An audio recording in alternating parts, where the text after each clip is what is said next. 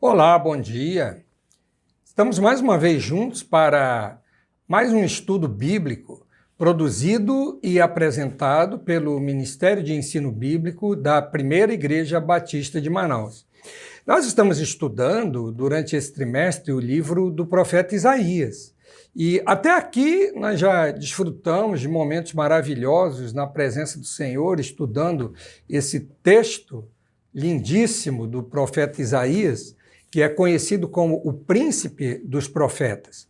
E que o Senhor, então, em mais esse domingo, esteja iluminando a nossa mente para que nós compreendamos essa palavra e passemos a viver também de acordo com ela. O tema de hoje é a proteção e a bênção de Deus ao seu povo. Na Bíblia, nós encontramos em muitos momentos as provas do amor e do cuidado de Deus para com o seu povo. E no livro do profeta Isaías não podia ser diferente. Conquanto nós vejamos que o povo escolhido tantas vezes falhou na sua missão que Deus lhe concedeu, seja por desprezar o conselho do Senhor ou por ativamente buscar outros ídolos para adorar, sabemos também que Deus não se cansou de convidá-los ao arrependimento e prometer-lhes a bênção do seu cuidado. No Antigo Testamento, os descendentes de Abraão, Isaque e Jacó foram chamados para ser luz para as nações, para abençoar todas as famílias da terra. Por isso, eles eram chamados de povo de Deus. Mas Deus nunca deixou de acolher entre seus filhos pessoas de todas as nações que deixaram os seus pecados e o buscaram de todo o coração. No Antigo Testamento, nós temos vários exemplos. Ruth, a Moabita, Raabe, de Jericó, Naamã, o general sírio, aqueles ninivitas que se arrependeram com a pregação de Jonas, entre tantos outros. Já vimos nas lições anteriores que fazer parte do povo de Deus independe da etnia ou da linhagem genética. Todo aquele que conhece e pratica a vontade de Deus faz parte do seu povo. Quando chegamos ao Novo Testamento, Jesus deixa bem claro que ele deseja reunir povos de todas as nações para serem o seu rebanho. A chamada Grande Comissão nos manda pregar o Evangelho a todas as nações, batizando e ensinando os convertidos a guardar os mandamentos do Senhor. Deus é o Rei dos Reis e ele tem um povo a quem ele tem grande prazer em abençoar. Leiamos o texto do capítulo 43 de Isaías, começando pelos versos de 1 a 7. Mas agora, assim diz o Senhor que o criou, ó Jacó, e que o formou, ó Israel. Não tenha medo, porque eu o remi. Eu o chamei pelo seu nome, você é meu. Quando você passar pelas águas, eu estarei com você. Quando passar pelos rios, eles não o submergirão.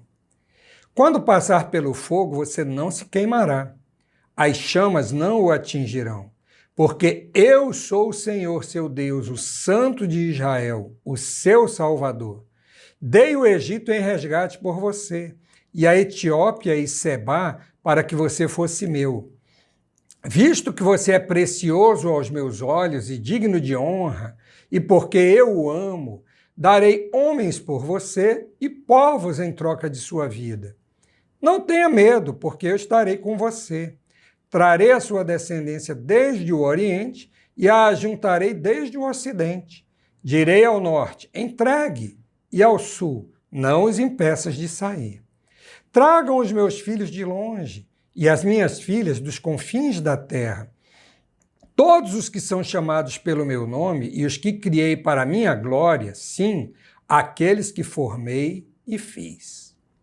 Louvado seja o nome do Senhor. Deus dá provas constantes do seu amor para com o seu povo.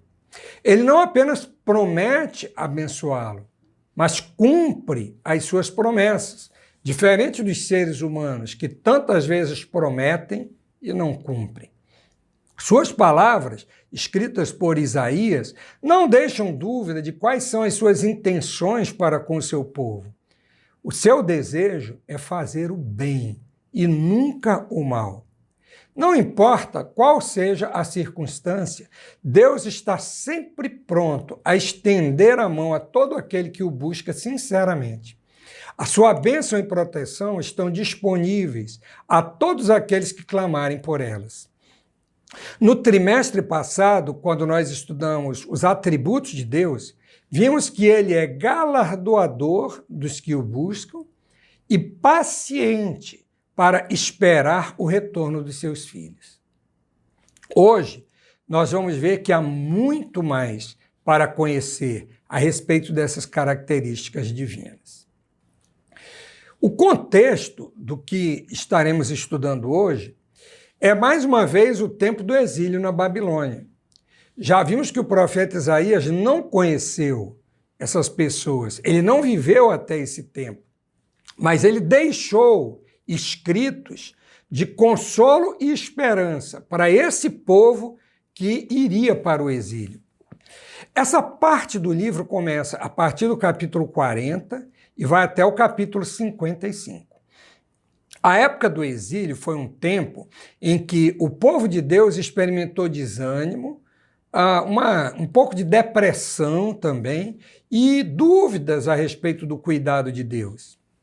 Esse desânimo, essa depressão é expressa no Salmo 137, onde nós lemos assim: às margens dos rios da Babilônia, nós nos assentávamos e chorávamos, lembrando-nos de Sião. Nos salgueiros que lá havia, pendurávamos as nossas harpas, pois aqueles que nos levavam cativos nos pediam canções.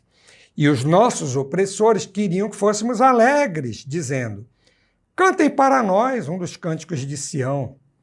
Mas como poderíamos entoar um cântico ao Senhor em terra estranha? Esse desânimo e tristeza levaram o povo a duvidar que Deus poderia estar com eles ali na Babilônia. O seu desejo era voltar e restaurar os bons tempos em Jerusalém, mas não havia nenhum pingo de esperança de que isso viesse a acontecer. O povo era culpado porque o exílio ocorreu por causa do pecado da idolatria, da violência, da dureza do coração e da rebeldia contra Deus. Nós sabemos que nem todo o povo de Judá se comportava dessa maneira. Mais uma vez precisamos lembrar que havia um remanescente fiel que mantinha a sua devoção ao Senhor. Basta observar entre os exilados pessoas como Daniel e os seus 3 amigos. Mais tarde, vemos também o exemplo do sacerdote Esdras, do oficial Neemias, do profeta Ezequiel, pessoas muito tementes ao Senhor. Esse remanescente fiel certamente buscava a vontade de Deus e esperava a sua providência. Eles conheciam as palavras do Senhor em Isaías e confiavam nelas. Quem está falando é o próprio Senhor, o Criador de todas as coisas, aquele que formou o seu povo e o fez crescer. A palavra que ele enviou por meio do profeta é: não tenha medo. O povo de Judá sabia o que havia feito e que aquilo desagradava ao Senhor. Por isso, eles tinham medo. O seu medo é que a ira de Deus jamais se afastasse deles e que não houvesse mais remédio para a sua situação. Por outro lado, eles podiam experimentar todas as antigas promessas feitas ao seu povo, desde a época dos patriarcas. Eles não deviam temer porque eram alvos da escolha e da promessa do Redentor. Nesse momento, o que importava não era a cegueira espiritual do povo, mas o caráter daquele que fez a promessa. A razão por que eles não deviam temer é porque quem estava falando era o Senhor, o Santo de Israel. Deus assegura ao seu povo que a restauração virá, não porque eles merecem, mas para evidenciar a sua própria glória. A providência divina se apoia num tripé. Primeiro, eu te remi. Segundo, eu te chamei pelo meu nome. Terceiro, tu és meu. A pessoa em evidência é Deus e o alvo da sua ação é o seu povo. Ele paga o preço pela libertação do seu povo. Eles continuam sendo o povo que carrega o nome do Senhor e continuam sendo propriedade exclusiva de Deus. Tanto a libertação do povo do Egito quanto o fim do exílio babilônico são figuras para a libertação do pecado que se concretizou pela obra do Messias. As águas, os rios e o fogo são representações das agruras que o povo estava enfrentando lá na Babilônia. Deus prometeu ao seu povo, como se eles fossem um só, que a sua presença estaria com eles ali também. Eles estão passando pela água e pelo fogo, mas não irão se afogar e nem se queimar, porque o Senhor se agradou em salvá-los e levá-los de volta para a sua terra. O sofrimento que eles experimentavam naquele momento iria amadurecer o seu caráter para o tempo da libertação. Os versos seguintes expressam a determinação de Deus em ser glorificado pela salvação daquele povo. Essa era a garantia que Deus dava de que o povo podia confiar nele. O profeta fala sobre o resgate que Deus está disposto a pagar sobre o seu povo. Isso significa que a história será conduzida por ele para o bem de Israel e nunca para o seu mal. Quando os hebreus estavam presos lá no Egito, Deus os resgatou dali com mão poderosa por meio de Moisés e Arão. Agora, o profeta estava mencionando aqui a Etiópia e Sebá, dois lugares distantes. Deus está disposto a ir até os confins da terra para mudar qualquer situação que aprisione o seu povo. Seja no norte, no sul, no oriente, no ocidente. Isso tudo está lá nos versos 5 a 7 do texto que nós lemos. O curioso é que, apesar de todo o pecado pregresso daquelas pessoas, o Senhor afirma a dignidade e a preciosidade deles. O Senhor deu honra àquele povo. Além disso, ele faz uma declaração de amor inequívoca ao seu povo. Vale a pena reler aqui o verso 4. Visto que você é precioso aos meus olhos e digno de honra, e porque eu o amo, darei homens por você e povos em troca da sua vida. Mais uma vez, no verso 5, o Senhor assegura que Israel não deve ter medo. Também, mais uma vez, a razão é a promessa explícita. Eu estarei com você. As dúvidas sobre a presença de Deus, junto com o seu povo sofredor na Babilônia, deviam ser abandonadas. O tempo chegaria quando ele iria chamar os seus filhos de volta, nem que fosse dos confins da terra, para voltar ao seu lugar de honra entre as nações. No verso 7, o Senhor fala do seu povo como aqueles que criei para a minha glória. O profeta retorna, então, ao tema do verso 1. O povo de Deus é uma prova viva da sua glória, que é o objetivo da salvação, conforme Paulo escreveu aos Efésios, dizendo que a salvação que o Senhor concede é para louvor da glória de sua graça, que ele nos concedeu gratuitamente no amado. Em seguida, o profeta continua a registrar o discurso divino nos versos 10 a 13. Vocês são as minhas testemunhas, diz o Senhor. Vocês são o meu servo a quem escolhi, para que vocês saibam, creiam em mim e entendam que eu sou, e que antes de mim Deus nenhum se formou, e depois de mim nenhum haverá. Eu sou o Senhor, e fora de mim não há Salvador. Eu anunciei salvação, eu a realizei e a fiz ouvir. Deus estranho não houve entre vocês, pois vocês são as minhas testemunhas, diz o Senhor. Eu sou Deus. Ainda antes que houvesse dia, eu sou. E não há quem possa livrar alguém das minhas mãos. Agindo eu, quem o impedirá? O Senhor declara o seu povo como testemunha de tudo aquilo que está dizendo. No final do verso 9, ele desafia as nações opressoras a apresentarem as suas testemunhas diante desse julgamento que ele preside. Israel será testemunha do Senhor, quando a sua dedicação exclusiva e a sua lealdade a ele forem uma realidade. Jesus também conclamou os seus discípulos a serem testemunhas dele no mundo inteiro. O Senhor afirmou no texto a sua unicidade. Não existe outro Deus. Os ídolos dos povos são criações de mentes pervertidas. Como único Deus, ele também se apresenta como único Salvador. A sua salvação foi primeiro anunciada, depois realizada e, por último, proclamada. O início do verso 13 nos faz lembrar as palavras de Moisés no Salmo 90, versículo 2. Antes que os montes nascessem e tu formasses a terra e o mundo, de eternidade a eternidade, tu és Deus.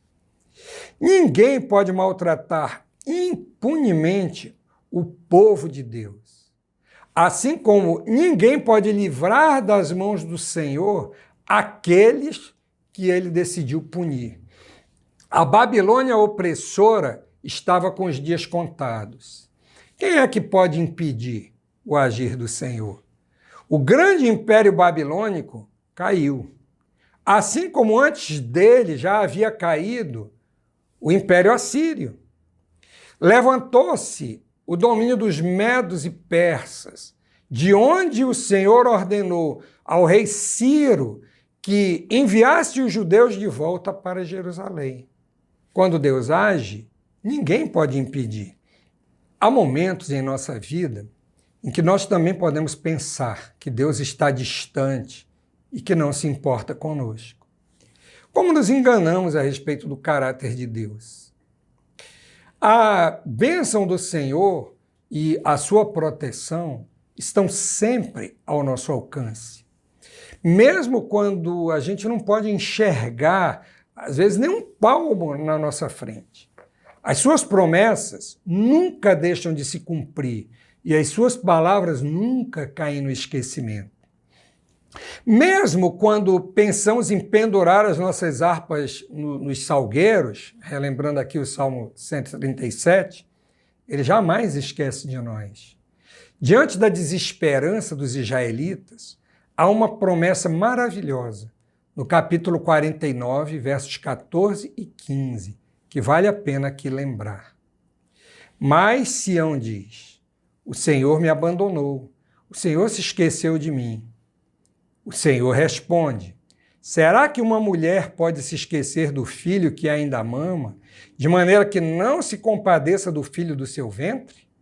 Mas ainda que esta viesse a se esquecer dele, eu, porém, não me esquecerei de você. É impossível ler uma promessa como essa e deixar de confiar no Senhor.